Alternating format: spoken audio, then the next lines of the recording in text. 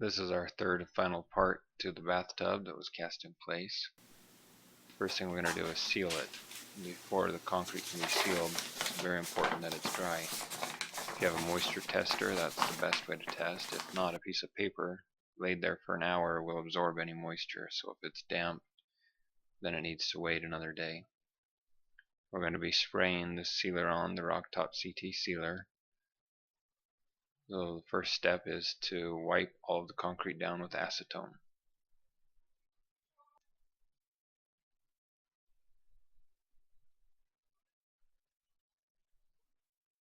As soon as it's wiped down, immediately apply the primer by roller. The primer does not have to be used, but it will increase the adhesion and reduce the number of small pinholes that are in the sealer. Immediately apply a second coat of the primer. The primer needs to dry for 10 minutes, which is a good time to thoroughly mix up the can of sealer, either by shaking or by stirring it.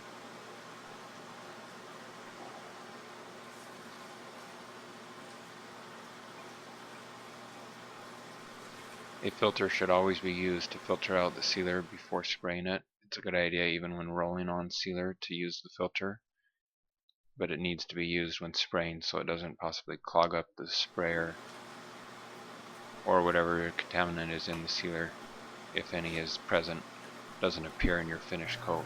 The sealer needs to be sprayed on evenly in 2 coats, wet on wet. If possible, spray a test pattern onto a piece of cardboard off to the side to ensure that your gun is spraying the right amount of sealer with the right amount of air pressure.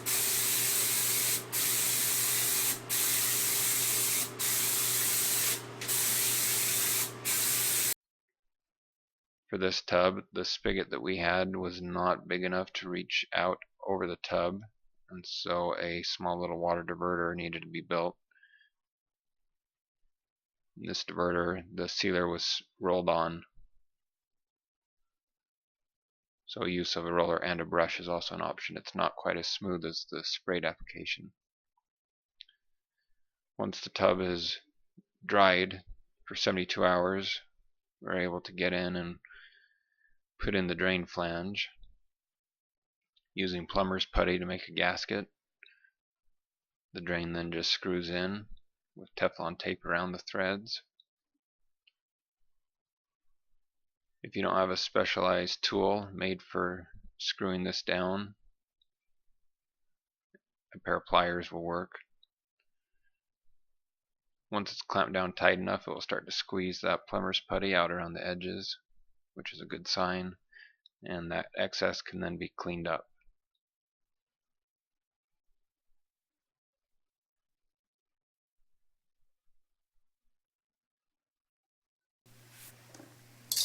To install the overflow drain, the bracket that came with the kit needs to be secured.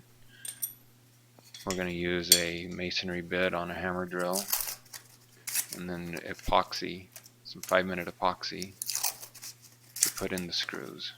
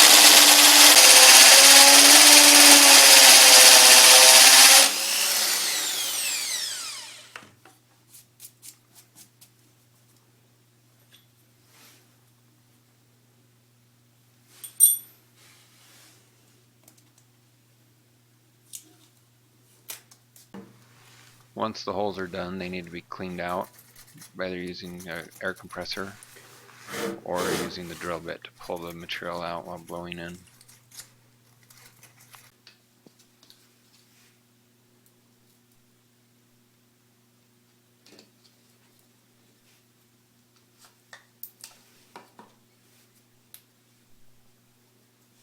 While there are other methods that could be used, such as lead anchors or plastic anchors that would go in the hole.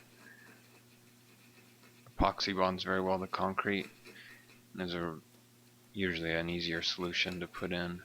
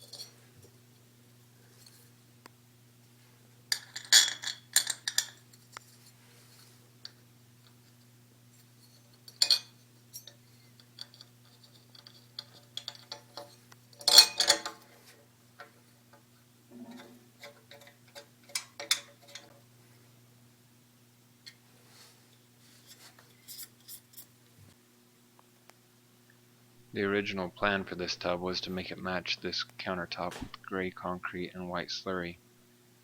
However, when the tub was slurried, a decision was made that it would look better dark, which is why it was stained. At that point, the countertop was already finished, installed, and sealed. Otherwise, it probably would have been stained as well.